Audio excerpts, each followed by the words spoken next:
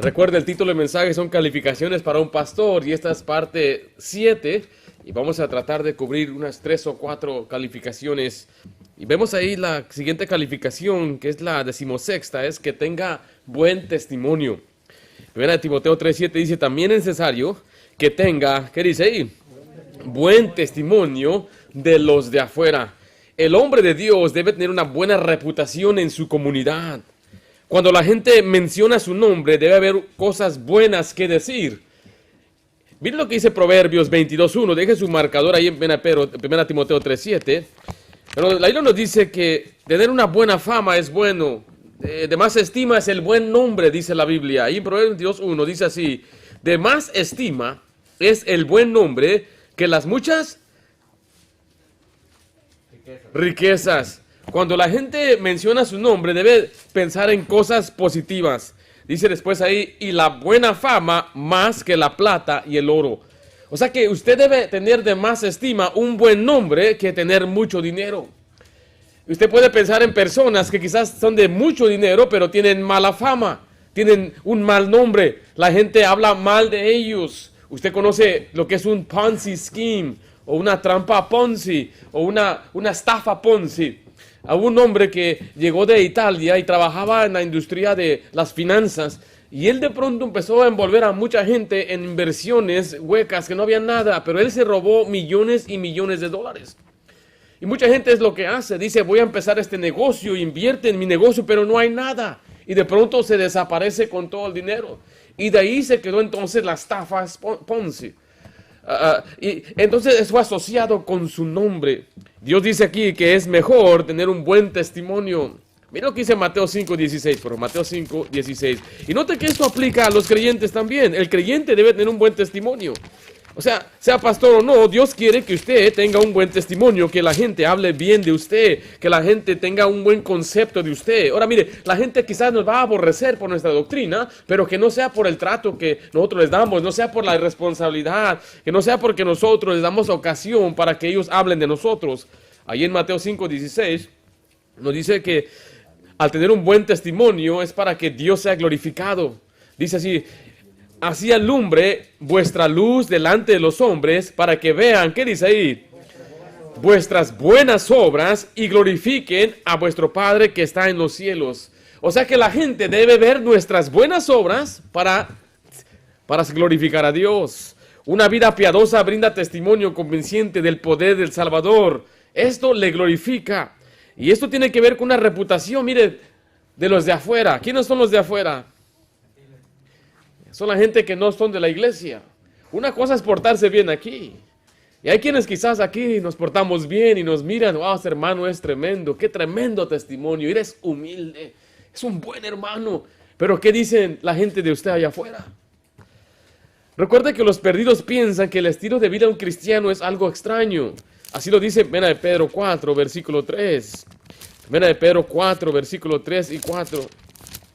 La gente cuando observa el estilo de vida de un cristiano, se le parece raro.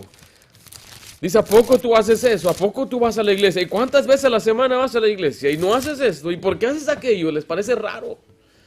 1 de Pedro 4, versículo 3, estamos ahí. Dice, basta ya el tiempo pasado para haber hecho lo que agrada, ¿a quién dice ahí? A los gentiles. Aquí los gentiles representan a los que no son del pueblo de Dios, andando en lascivias, concupiscencias, embriagueces, orgías, disipación y abominables idolatrías. Note el 4. A estos, los gentiles, les parece cosa, ¿qué dice ahí? Extraña que vosotros no corráis con ellos en el mismo desenfreno de disolución y os ultrajan. Noten que a estas personas se les parece raro.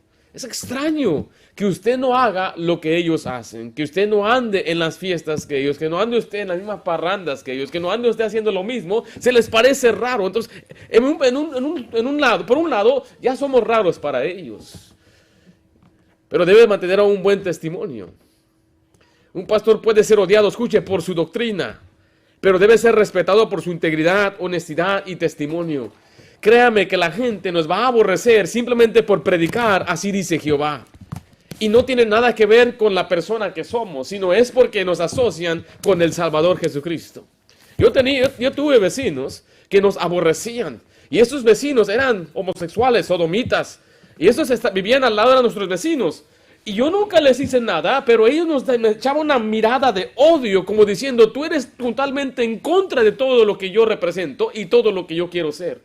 Y es verdad, porque no aprobamos nada de lo que ellos son, lo que ellos hacen. No hay nada de pride para nosotros, no estamos orgullosos de ellos. Es una abominación, una aberración. Y por ello la gente nos va a odiar y van a decir que nosotros somos los que tenemos odio. Me acuerdo muy bien bajando las escaleras con mis hijas. Y yo escuché a un hombre hablar y el hombre sonaba medio afeminado. Dije, ok, algunos hombres hoy en día son afeminados.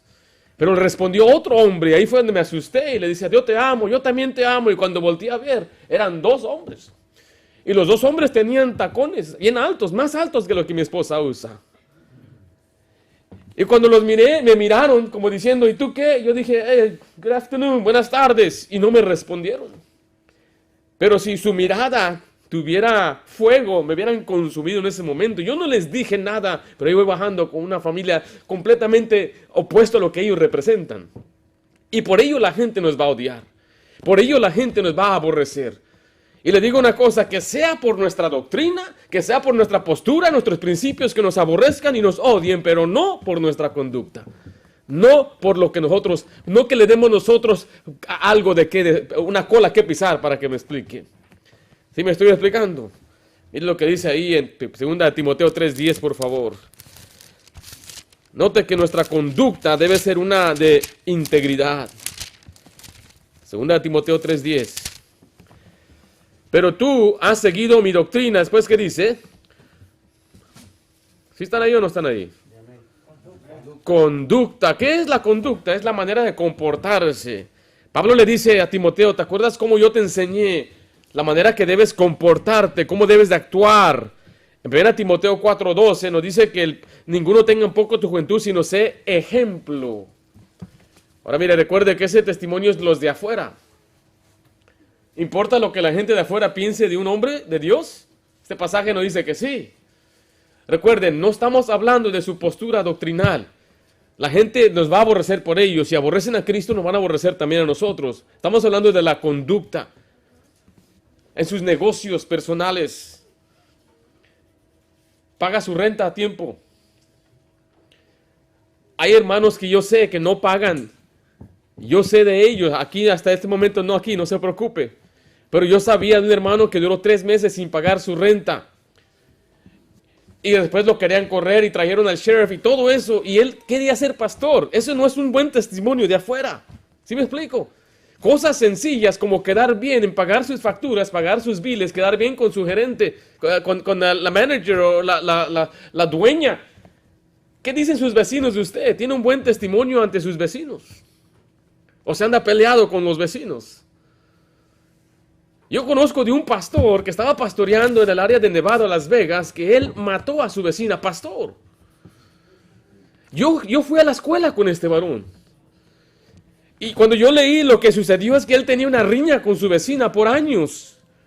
Porque aparentemente la vecina tenía un jacuzzi y le gustaba, era una mujer ya de edad, 80 años, y se metía pues casi con nada. Esto le molestaba a él, y un día, mientras ella estaba en la jacuzzi con su esposo, o no sé con quién andaba, trajo él su pistola y la mató. Y no solamente la mató a ella, mató al otro, y después él mismo llamó a la policía y lo metieron preso, y ahorita está preso. ¿Usted cree que es un buen testimonio? ¿Qué es lo que la gente va a decir? Y es un pastor, y es un cristiano. Por eso tenemos que determinar esto. Antes de que una persona llegue a ser un pastor, analice, ¿tiene buen trato, buen testimonio con sus vecinos? ¿Qué dicen los vecinos de usted? Se anda peleando cada rato con los vecinos. ¿Qué debo hacer, pastor? Si yo tengo un vecino rencilloso, déjelo. Con los empleados o sus compañeros de trabajo, ¿cómo está su testimonio? ¿Saben que usted es cristiano o es un cristiano de la secreta en su trabajo? Pero nuestros empleados deben saber que somos creyentes y debemos tener un buen testimonio ante nuestros compañeros. Y mire, yo he trabajado con todo tipo de personas y gente que se burla de nosotros, gente que hace comentarios y que insinúa, pero uno tiene que mantenerse firme porque va a llegar el momento cuando ellos necesiten de Dios. ¿Saben a quién van a ir? Van a ir a usted, el que mantuvo el buen testimonio. Un mal testimonio trae reproche y descrédito y lazo del diablo. Mire lo que dice Proverbios 29:25. Proverbios 29:25.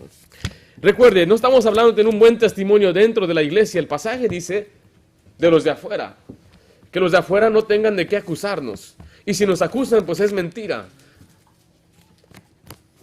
Proverbios 29:25 dice, el temor del hombre pondrá, ¿qué dice ahí?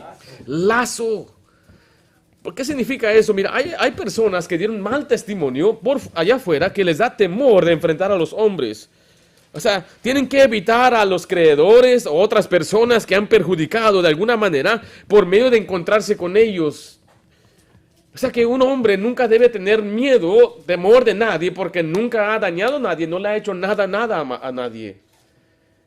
Pero hay personas que así son y aún quizás llegan a ser pastores y no pueden ir a tal lugar. Dicen, es que yo no puedo ir a esa conferencia porque ahí va el otro pastor.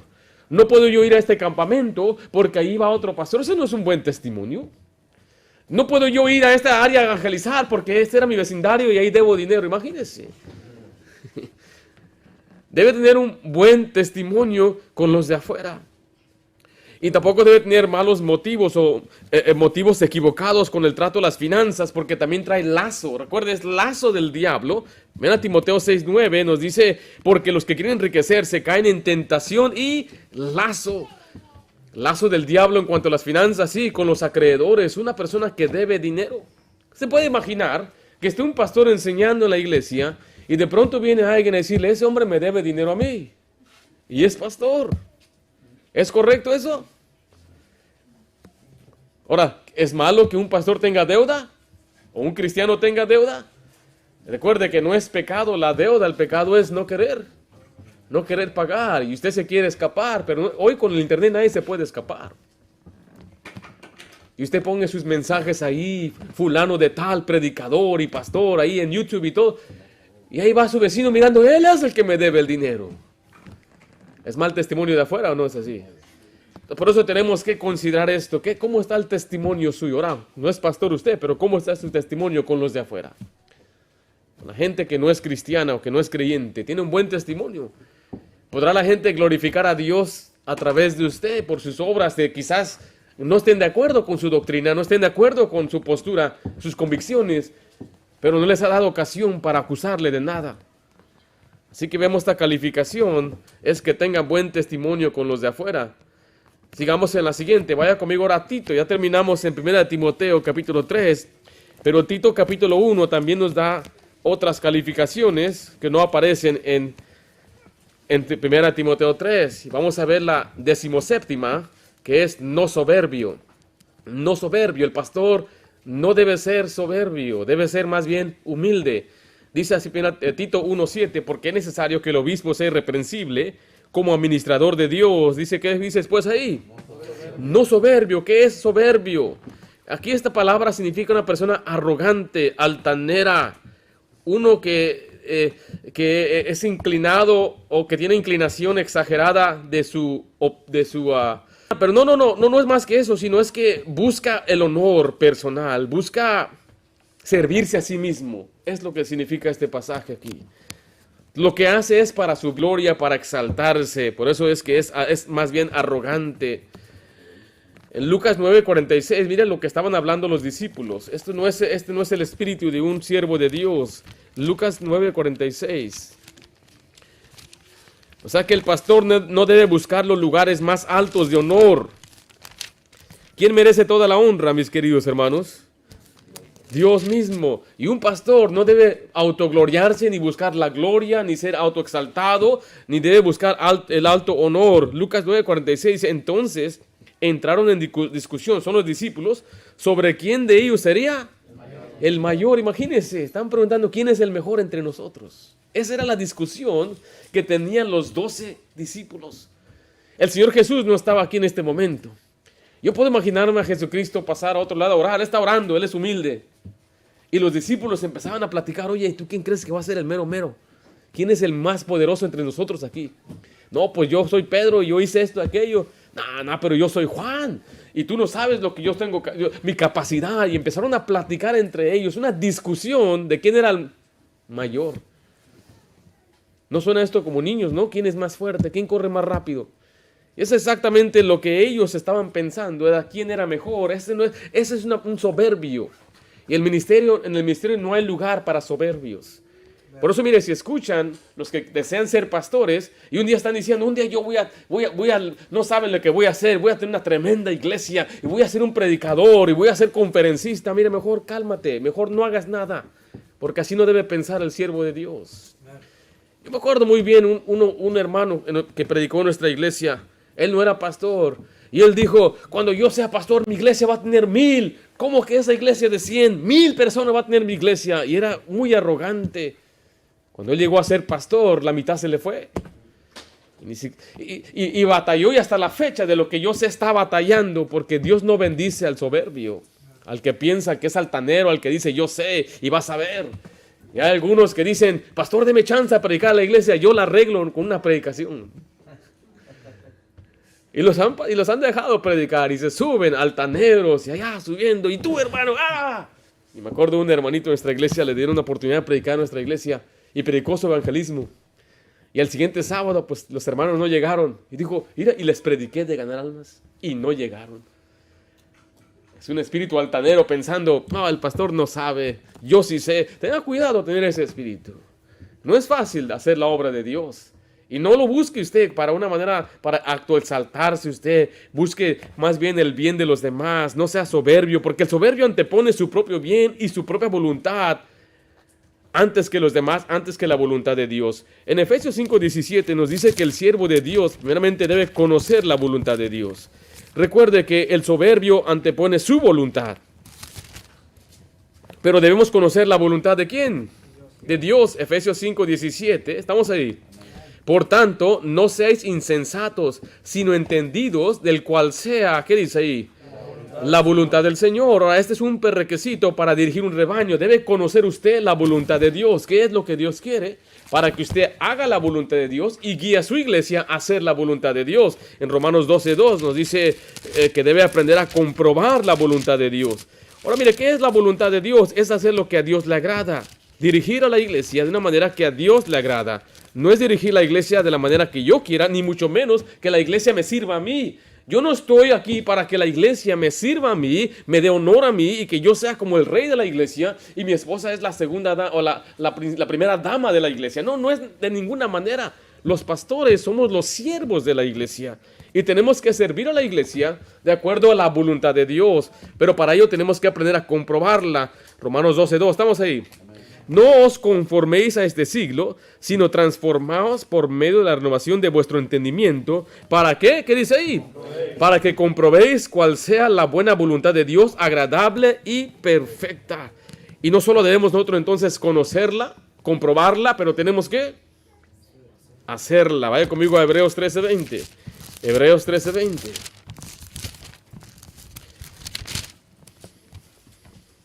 Yo les digo que es muy sencillo en cuanto a hacer el ministerio. Lo único que tiene que hacer es aprender lo que dice la Biblia y hacer lo que dice la palabra de Dios. Me han dicho algunos, me preguntan sobre métodos de la iglesia. Método significa una manera de hacer un ministerio. ¿Cuáles son los métodos, los mejores métodos para una iglesia? Bueno, son los que aparecen en la Biblia. Haga lo que dice la Biblia y Dios le va a bendecir. Por eso tiene que aprender a conocer la voluntad de Dios, tiene que aprender a comprobarla, pero también tiene que hacerla. Hebreos 13:20, ¿estamos ahí? Dice así la Biblia, y el Dios de paz, que resucitó de los muertos a nuestro Señor Jesucristo, el gran pastor de las ovejas, por la sangre del pacto eterno, os haga aptos en toda buena obra, para que, ¿qué dice ahí? Hagáis su voluntad, haciendo Él en vosotros lo que es agradable delante de Él por Jesucristo, al cual sea la gloria por los siglos de los siglos. Amén. Entonces vemos que el soberbio no quiere hacer la voluntad de Dios. El soberbio quiere hacer su propia voluntad. Y cuando él hace su propia voluntad, en su arrogancia, no permite después que los demás hagan algo, que los demás le digan algo. Ahora, yo no estoy diciendo que simplemente vaya y le regañe a la gente o regañe al pastor. Pero yo entiendo, yo comprendo cuando hay hermanos en su madurez que vienen a hablar o compartir algo que les molesta, algo que ven mal. El pastor debe ser suficiente humilde para escuchar. Y debe ser humilde, suficiente para tomar decisiones y decir, tiene razón mi hermano, y yo sé que me ama. Y debe evitar la actitud que dice, a mi manera o nada. En inglés dice my way or the highway, a mi manera o vete a la puerta. Eso nunca debe ser la actitud de un pastor. Me han dicho algunos pastores, yo les digo esto, yo les digo a ellos, eso no está bien, pero ellos me dicen eso en su inmadurez. Me dicen, les voy a dar una predicación para que se vayan. Esa no debe ser la actitud. La actitud es yo quiero predicarles para que sean edificados. Y si ellos determinan que es la palabra de Dios, Dios va a obrar en sus corazones. Pero no que ellos sientan que yo estoy ese altanero que nadie le puede decir nada y es mi manera o nada. Nunca debe ser así la mente de un pastor, esa es la mente de un soberbio. Más bien, el siervo de Dios debe ser humilde. Que dice Santiago 4:6, pero Él da mayor gracia. Pero esto dice, Dios resiste a los soberbios y da gracia a los humildes. ¿Qué es un humilde? Es una persona que actúa sin orgullo, sin presumir los méritos y reconociendo sus propios defectos y errores. No tiene un alto concepto de sí mismo, no es presumido, no es vanaglorioso, reconoce sus límites, miren, no busca grandezas. Miren el ejemplo de Jesucristo en Mateo 20:25. Jesucristo siendo Dios mismo, dice la Biblia que Él no vino a ser servido, sino ¿a qué? Sino a servir a otros. Esta debe ser la mentalidad de cada creyente y de cada pastor. No está buscando una posición para servirse a Él o servir su voluntad. Está buscando una oportunidad para servir a otros. Mateo 20:25. ¿Estamos ahí? Entonces Jesús llamándoles dijo, ¿sabéis que los gobernantes de las naciones se enseñorean de ellas y los que son grandes ejercen sobre ellas potestad? Mas entre vosotros no será así, sino que el que quiera hacerse grande entre vosotros será vuestro servidor. El que quiera ser el primero entre vosotros será vuestro siervo. Como el Hijo del Hombre no vino para ser servido, sino para servir y para dar su vida en rescate por muchos. Jesucristo usa el ejemplo de los gobernantes terrenales. Ellos buscan posición para ser servidos.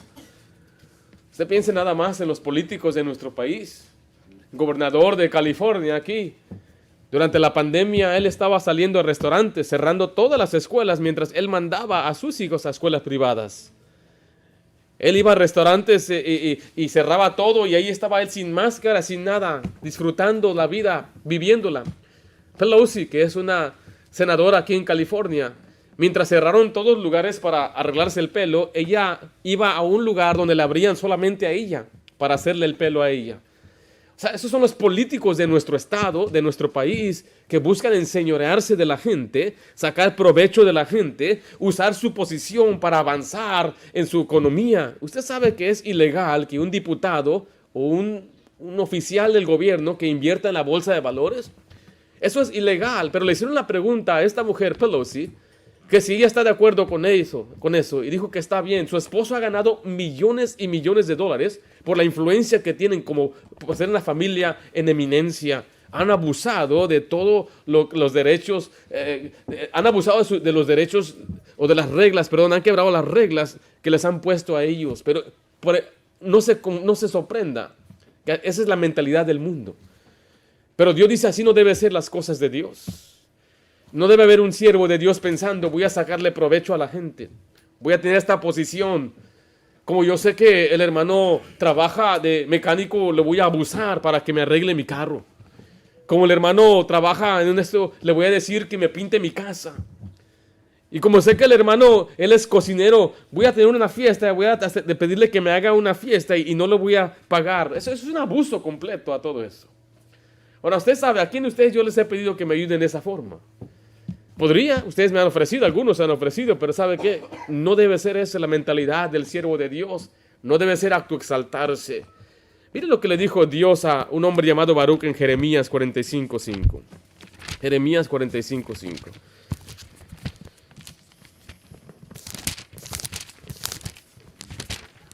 Jeremías 45:5. Y le digo una cosa, es algo que yo he tenido mucho cuidado. Y a los que desean ser pastores, tengan mucho cuidado, porque la gente le va a apreciar y va a querer ayudarle. Va a querer darle cosas, va a querer ayudarle con lo que ellos tienen, pero cuide su corazón y no abuse. Jeremías 45:5, ¿estamos ahí?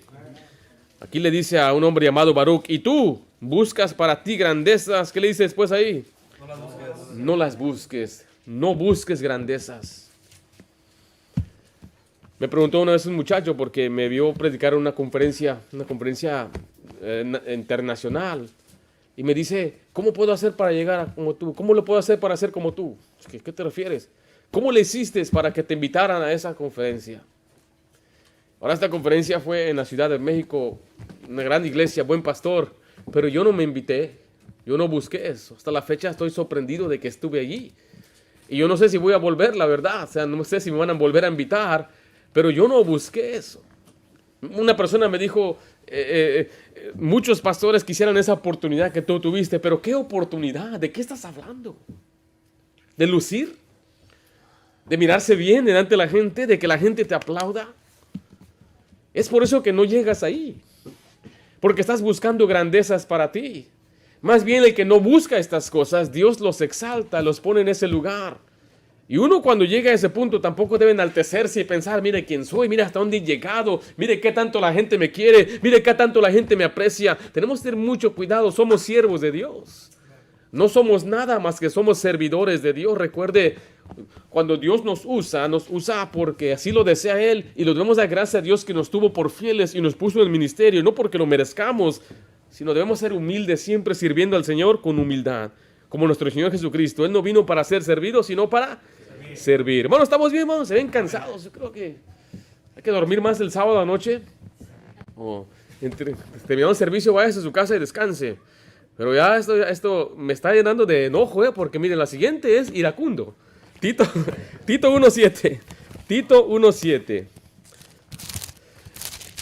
Vamos a ver la 18ª, que es no iracundo.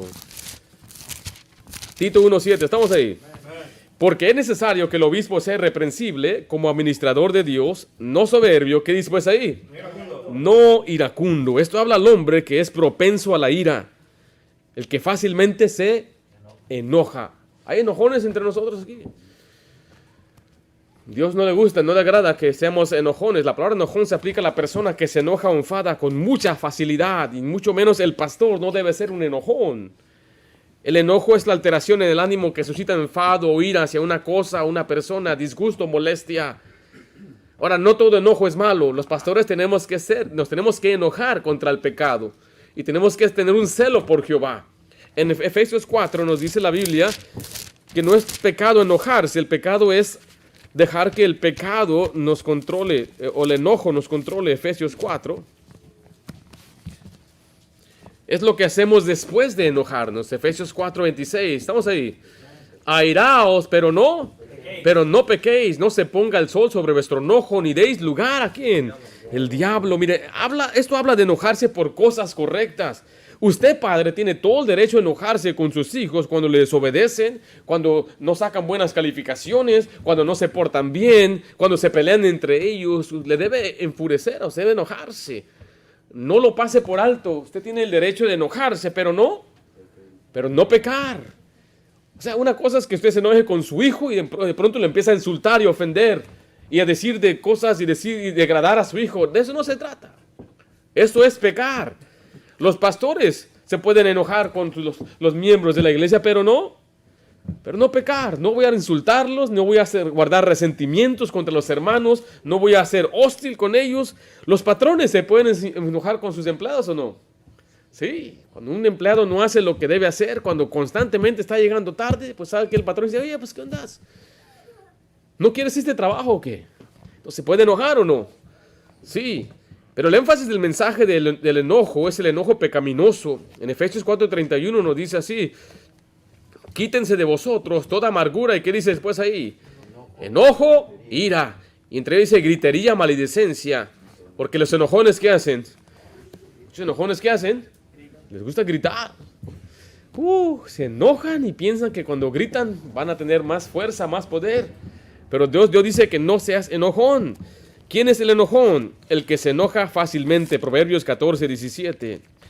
Ese se enfada fácilmente por cualquier cosa, tiene una mecha corta. La Biblia usa palabras como ira, furor, coraje, furia, cólera, ira, violencia. El que fácilmente es provocado y da rienda suelta a su ira. Proverbios 14:17 dice, el que fácilmente se enoja hará hará locuras. O sea que un enojón debe tener cuidado,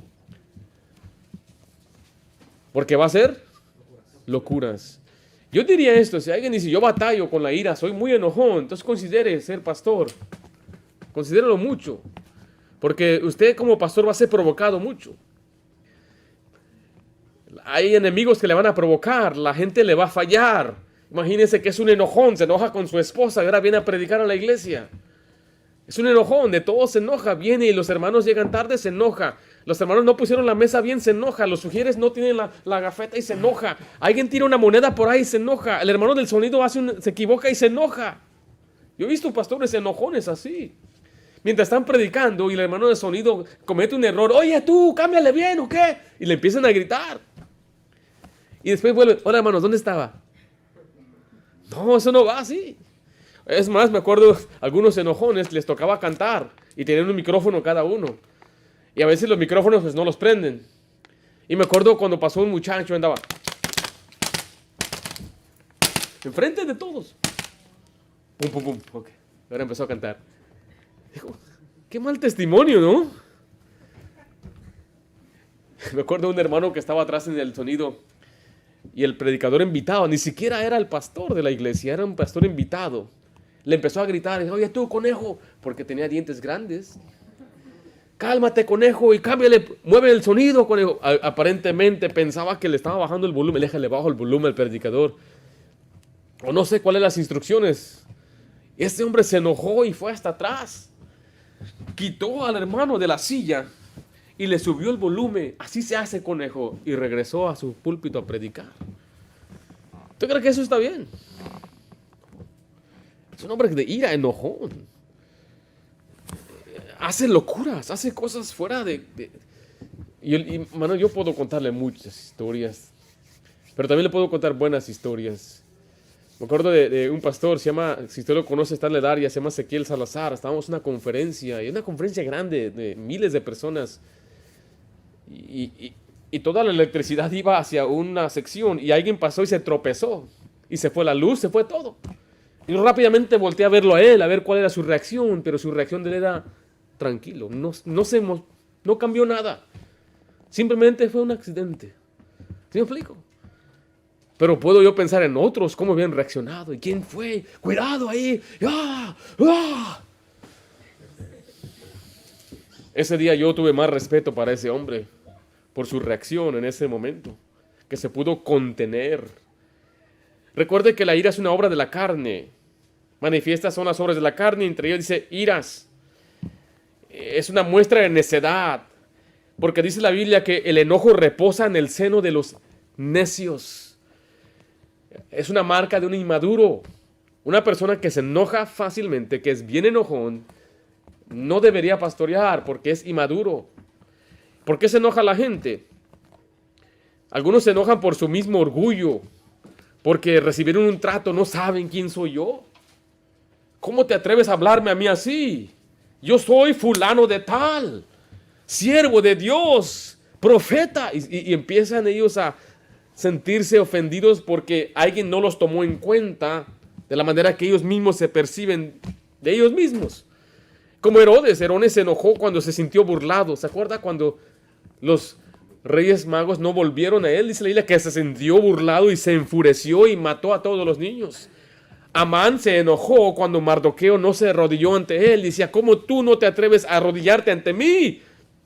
Nabucodonosor se enojó con los 3 hebreos cuando no se arrodillaron ante la estatua. Entonces imagínense un pastor que es soberbio y enojón. ¿Qué tantos problemas puede causar? Hay quienes se enojan por la envidia, como Saúl se enojó porque apreciaban más a David que a él. Se llenó de enojo. O sea que tenemos que tener mucho cuidado con este asunto de la ira y enojo. ¿Es usted enojón, hermano, hermana? ¿Qué diría su esposo, su esposa? Amor, ¿yo soy enojón? No, tú no eres enojón, pero te tienes miedo. ¿Es usted enojona, hermanita? La mujer rencillosa. Es mejor estar en el terrado, bajo el terrado, que en casa espaciosa con la mujer rencillosa, la mujer enojona. Dice la Biblia que la mujer rencillosa, la mujer enojona es como una gota continua. Poco a poco te vuelve loco. Cuidado, hermanita, ser enojona, explotadora. Ahora usted también, varón, no sea violento porque reaccionamos diferente. Sea paciente. Aprenda a contenerse. Especialmente nosotros pastores vamos a ser provocados. En Proverbios 14:29 nos dan algunos principios, o en Proverbios nos dan algunos principios, más que nada Proverbios, en cuanto al enojo. Proverbios 14:29. Imagínense, una persona orgullosa y enojona, testadura y necia. Señor. ¿Qué pasó? Imagínate, ¿eh? Usted debe reconocer que se requiere paciencia, porque a veces tenemos niños en el auditorio, hay un ruido así. ¿Cómo me vería yo si me enojara así? Está mal, ¿no?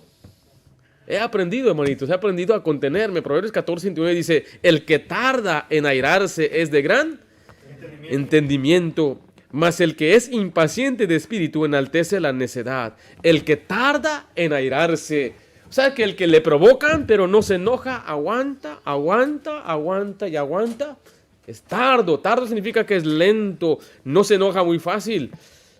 Proverbios 16:32.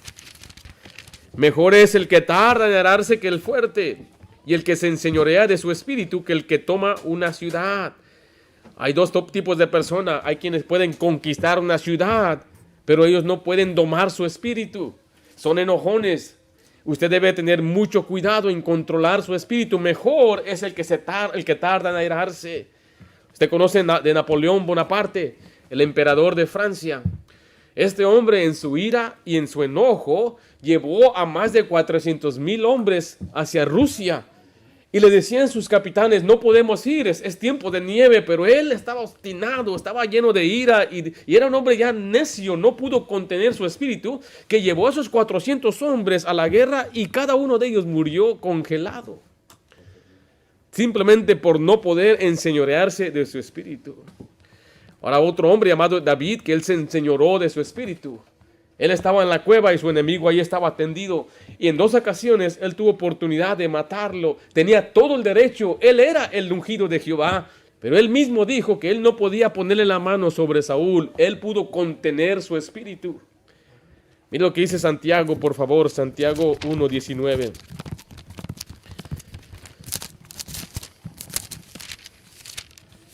Imagínese un pastor enojón, entonces se va a querer desquitar siempre cuando predique, ¿no? ¿O no es así? O sea que yo creo que un pastor no debe reaccionar a las situaciones, debe más bien permitir que Dios le guíe, porque si va a reaccionar, entonces siempre va a pelear, va a estar peleándose. Santiago 1:19 dice, por esto, mis amados hermanos, todo hombre sea pronto para oír, tardo para hablar, tardo para airarse, porque la ira del hombre no obra la justicia de Dios. Debe aprender a ser tardo para airarse. En Proverbios 15:18 nos dice que vamos a apaciguar la rencilla, no escale la situación. El hombre iracundo promueve contiendas, mas el que tarda en airarse apacigua la rencilla. Proverbios 15:1, la blanda respuesta, ¿qué hace? Quita la ira, mas la palabra áspera hace subir el furor. O sea que si alguien viene y le provoca, y tú esto y aquello, ¿cómo debe responder usted? Una blanda respuesta. ¿Y qué hace esa blanda respuesta? Va a quitarle la ira a la otra persona que está enojada, pero si usted le da lo mismo como él habló, pues va a escalar y pronto ya van a salir explotando, enojados. Eso no es de Dios. Tenemos que aprender a ser tardos para la ira. No sea tan enojón. No te enojes. ¿Algunos están enojados ahorita? No se enoje. ¡Ánimo! Apártese del iracundo. Proverbios 22:24 nos dice, no te entremetas con el iracundo. Pero pastor, si es mi esposo, pues hermana, no tiene opción ahí. No te acompañes con el hombre de enojos. No sea que aprendas sus maneras y tomes lazo para tu alma. ¿Por qué es que hay hombres o mujeres enojones? Yo creo que es porque a veces en su casa son criados de esa manera. Aprende las maneras de los demás. Hay un pasaje que dice, tal la madre, tal la hija. Es un pasaje real. Si la mamá le enseñó a la hija a responder y a gritar, y es una gritona la mamá, la hija también va a ser gritona cuando crezca. Y piensa que así se trata al esposo. Bueno, mi mamá le gritaba a su hombre, yo también le voy a gritar cuando yo me case. Y eso es lo que dice este pasaje, que uno aprende las maneras de la persona que es enojona. En Proverbios 19:11 dice, la cordura del hombre detiene su furor y su honra es pasar por alto, ¿qué cosa? La ofensa. ¿Qué significa pasar por alto?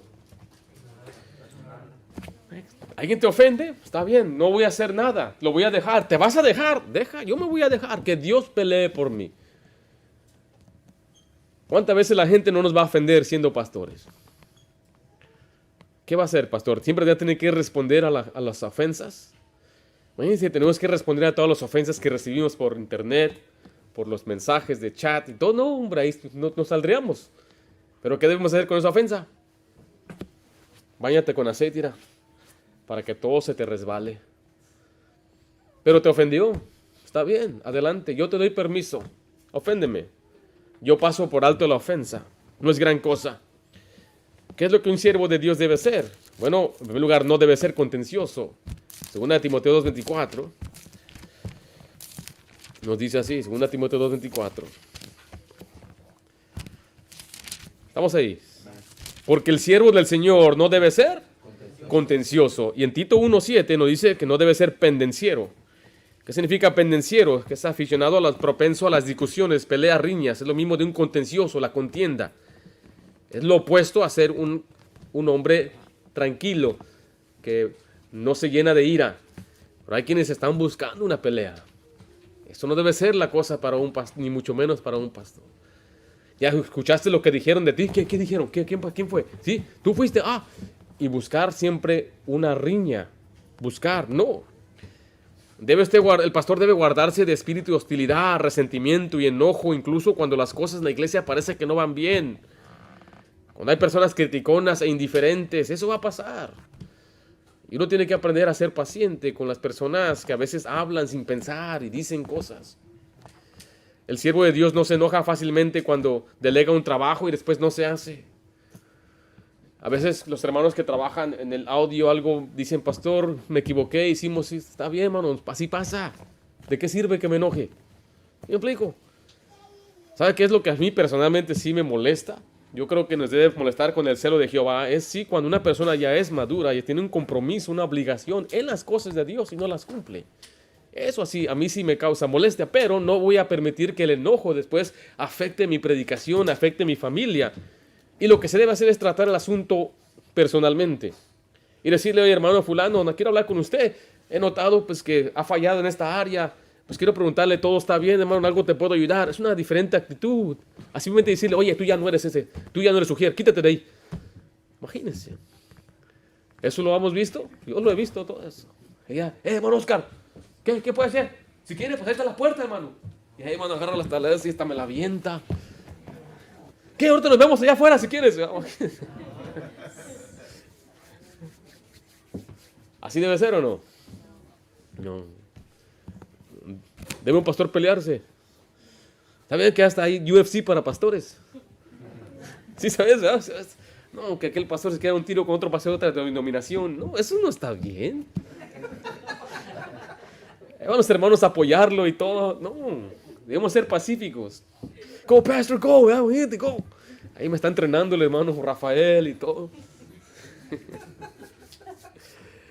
No debe explotar cuando algo va mal en el servicio. No voy a enojarme cuando las cosas no están bien. No debe encenderse en su ira cuando alguien no hace lo que usted esperaba. Por eso es un mandato bien claro. No iracundo, que no sea enojón. Ahora este principio es para todos, ¿o no? ¿Quién necesita trabajar en este principio? ¿Quién tiene que aprender más bien a ser tardo en la ira y aprender a pasar la ofensa, que dar una blanda respuesta? Eso requiere humildad, requiere ser una persona madura a pesar de todo lo que le están diciendo. Recuerde, usted no puede controlar lo que otra persona hace o dice, solamente puede controlar lo que usted, su reacción. Por eso la reacción que Dios quiere que usted tenga no es una de ira, sino más bien una persona que es tardo para irarse.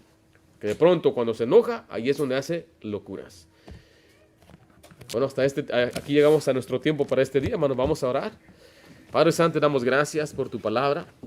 Gracias, Señor, por el ejemplo que tú nos das de ser una persona paciente por medio de Jesucristo. En verdad, Jesucristo, siendo Dios mismo, era humilde y no vino para ser servido, sino para servir. Ayúdanos, Padre, a ser humildes como nuestro Señor, a ser pacientes como nuestro Señor. A nosotros, Señor, a tener más bien un celo por la verdad, pero también, Padre, no permitir que nuestra ira nos controle, que nuestras emociones nos ganen, sino que más bien nosotros, Señor, demos un buen testimonio aquí en la iglesia y también por los de afuera. Ruego, Padre, que tú levantes una generación de siervos de Dios que te amen, que estén dispuestos a sufrir por ti y que sean, Señor, maduros en el aspecto de pasar por alto las ofensas, ya que en estos tiempos, Señor, el oficio de un pastor es cada vez más degradado. Y ruego, Dios, que nos ayudes a hacer tu voluntad, a conocerla, a practicarla y a enseñarla a los demás. Te lo pido en nombre de Cristo Jesús. Amén.